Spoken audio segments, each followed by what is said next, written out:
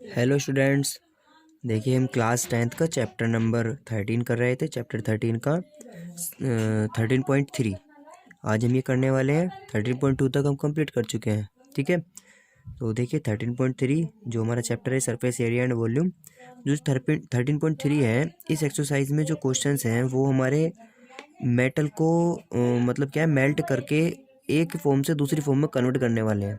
तो जितने भी आपके ऐसे क्वेश्चन होते हैं जिसमें एक फॉर्म से दूसरी फॉर्म बनाई जाती है, तो मेटल को मेल्ट करके बनाई जाती है, तो उसमें क्या होता है, आपका जो वॉल्यूम होता है वो रिमेन रहता है। तो इसमें क्या होगा, जिस मेटल को आप मेल्ट कर रहे हो उसका वॉल्यूम इक्वल टू होता है जिसमें आपने उसको कन्वर्ट कर दिया। ठीक है, तो बस में इतना ही आपको याद रखना है। अब देखिए अब क्या है पहला question. A metallic sphere of radius 4.2 centimeter is melted and recast into the shape of a cylinder of radius 6 centimeter. Find the height of the cylinder.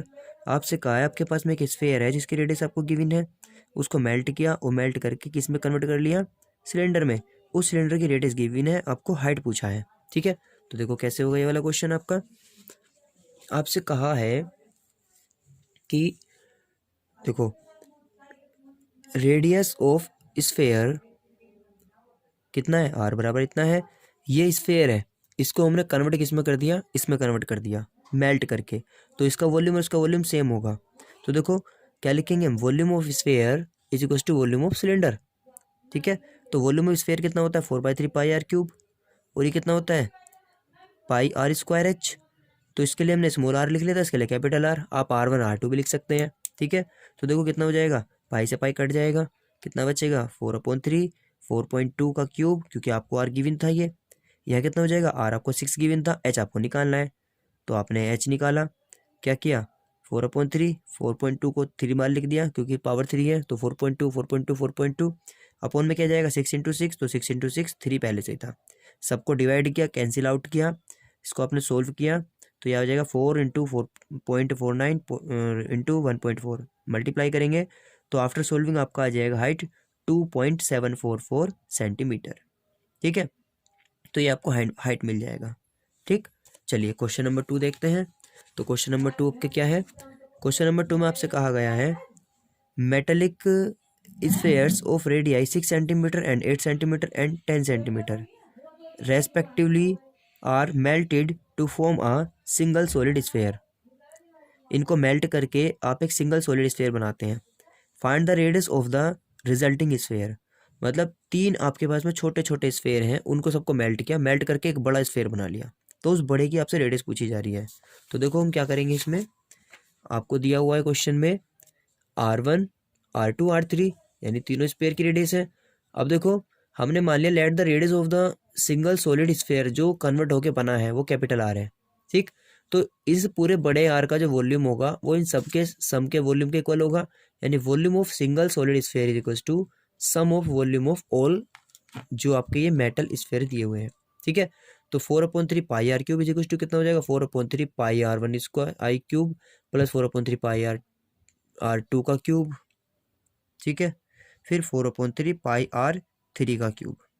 ठीक है, तो देखो कितना हो जाएगा, सबकी वैल्यू रख दो, देखो 4/3 पाई सब में से common R1 cube plus R2 cube plus R3 cube बचा, इनकी वैल्यूज रख देंगे, 4/3 पाई से 4/3 पाई कट जाएगा, कैंसिल आउट, तो अब क्या बचेगा, यहाँ बचेगा आर क्यूब बराबर R1 cube plus R2 cube plus R3 cube.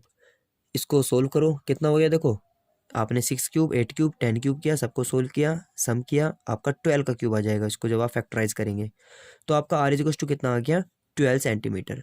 तो यानी जो हमारा उनको मिला करके जो बड़ा स्फेयर बना उसकी जो रेडियस है वो हमारी 12 सेंटीमीटर है। ठीक है, चलिए क्वेश्चन नंबर नेक्स्ट देखते हैं।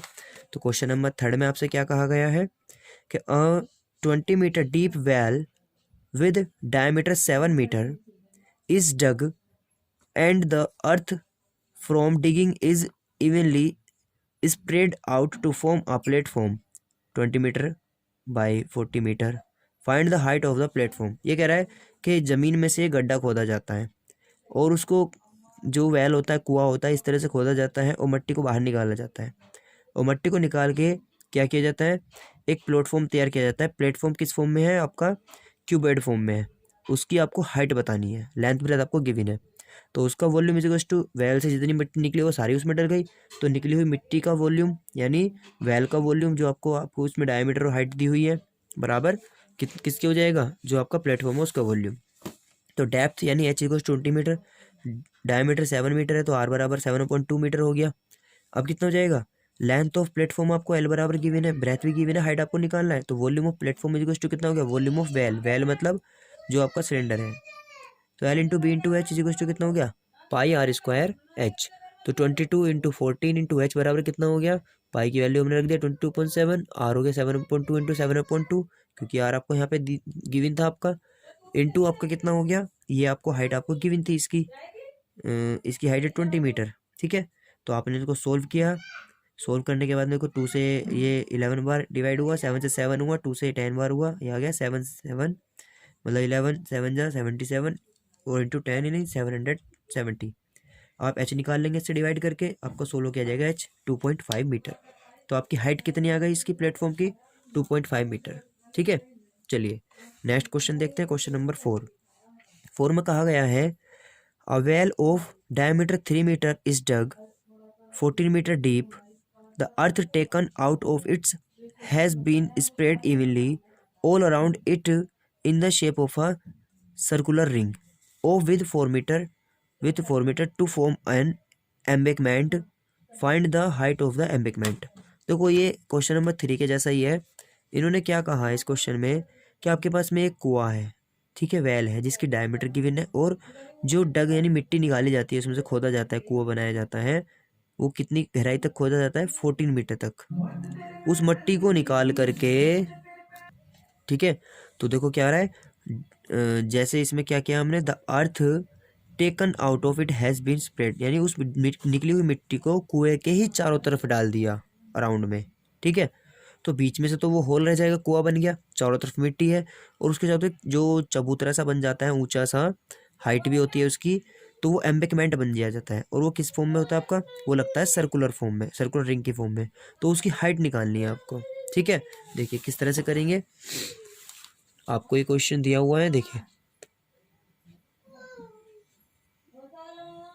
देखो ये आपका वेल है, ठीक, इसमें से मिट्टी निकाली, यहाँ तक मिट्टी निकाली, मिट्टी निकाल करके इसको इसी के चारों तरफ डाल दिया, और डाल करके इस हाइट तक इसको हमने दीवार सा बना करके चबूतरा बना दिया, इसके चारों तरफ एम्बेकमेंट बन गया। इसकी एम्बेकमेंट की हाइट मान ली हमने एच, और जहाँ से मिट्टी निकाली है ये, उसकी हाइट आपको गिवन थी 14। ठीक है, और 14 तक गहराई तक उसको किया, और जो इसकी विथ है ये, यानी ये जो यहाँ जितनी चौड़ाई तक मिट्टी को डाला है वो कितनी है आपकी, ये है 4 मीटर।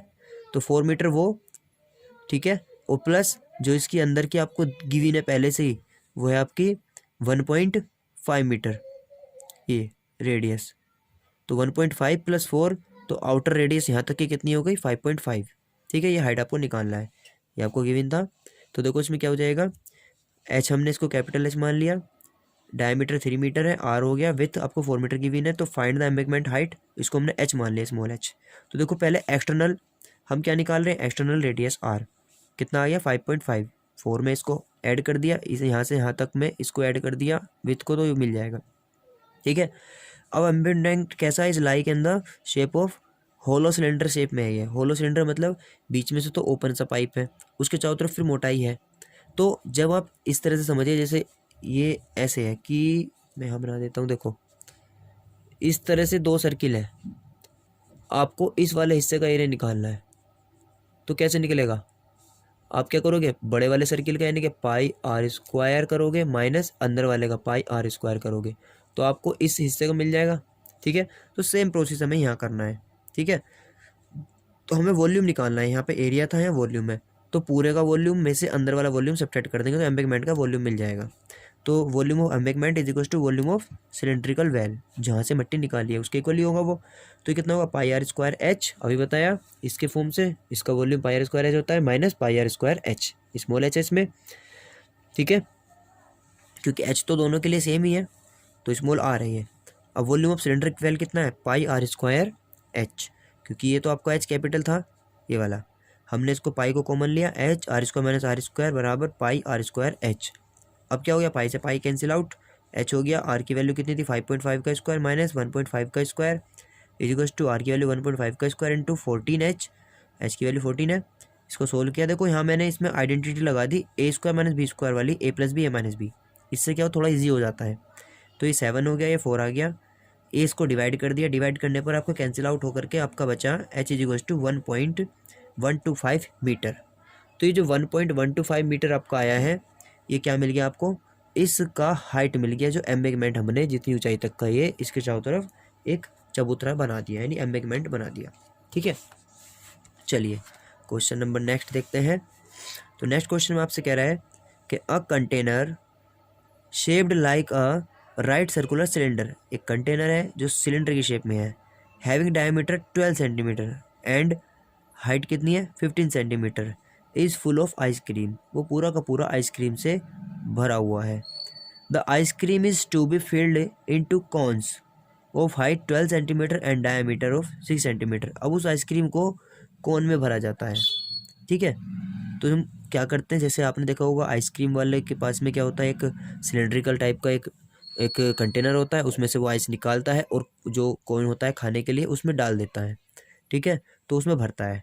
अब having a hemispherical shape on the top, और पहले तो उसके अंदर भर दिया इसको, ऊपर से फिर वो एक कटोरी सी उसके हेमिस्फेरिकल टाइप की ऊपर भी रख देते हैं कोन के। तो कह रहा है ऊपर भी रख दी जाती है हेमिस्फेरिकल शेप में। तो पूरी तैयार हो गई आइसक्रीम आपकी। तो कह रहा है find the number of such cons which can be fielded with ice cream. अब ये बताओ उस कंटेनर में कितनी आपकी क्रीम भरी हुई है आइसक्रीम में, कि उससे कितने नंबर ऑफ कॉन्स आप भर सकते हो।